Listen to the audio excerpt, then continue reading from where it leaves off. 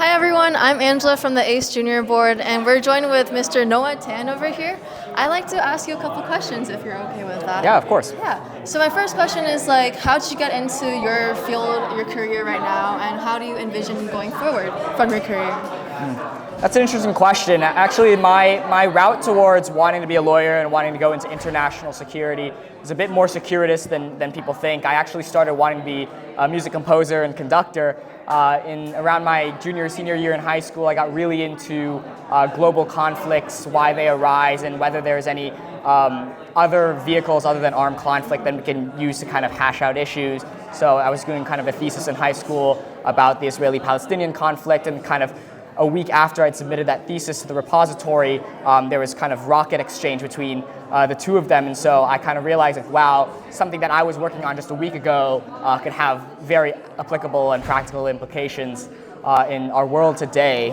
Where I see myself going, in a week I'll be moving to Washington, D.C. to work as a Gaither Fellow for the Carnegie Endowment for International Peace for a year.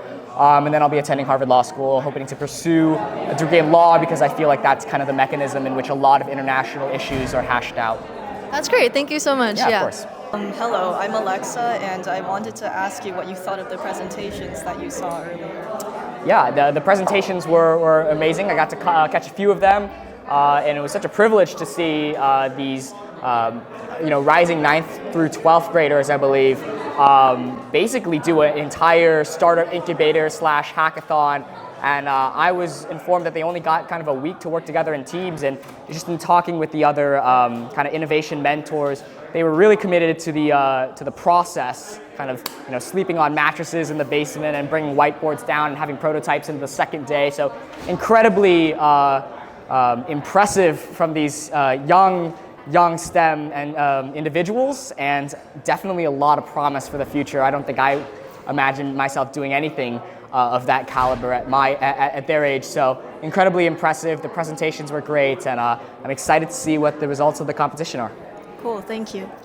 Hi, I'm Spencer. As a member of the Asian American community in the United States, do you have any thoughts or anything to say for the young Asian Americans in the United States and the youth that are looking up to you as a role model? Yeah, I mean, I think I would just echo what I was saying in a speech a couple of weeks ago about when you open new doors, hold them open for those behind you. I think it's really important for us as Asian Americans in the United States to keep uplifting each other and kind of pushing for a better future, better prosperity, not just for us, but for kind of our place, our belonging in this country and in this world. I think, especially at a time in geopolitical tension, I think it's really important that we keep in mind that kind of a rising tide lifts all boats here.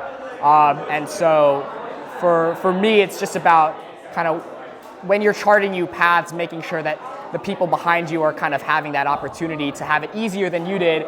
And so that when they go into kind of harder to reach circumstances, harder fields, they can then chart a path for the people behind them. They'll have an easier time. And it's kind of this really nice, never-ending cycle of rising prosperity and opportunity for the AAPI community. So I'm really proud to be a part of this community, and really excited to see what this community has done just in a short couple of weeks, actually 1 week. So really proud to see what the AAPI community has done.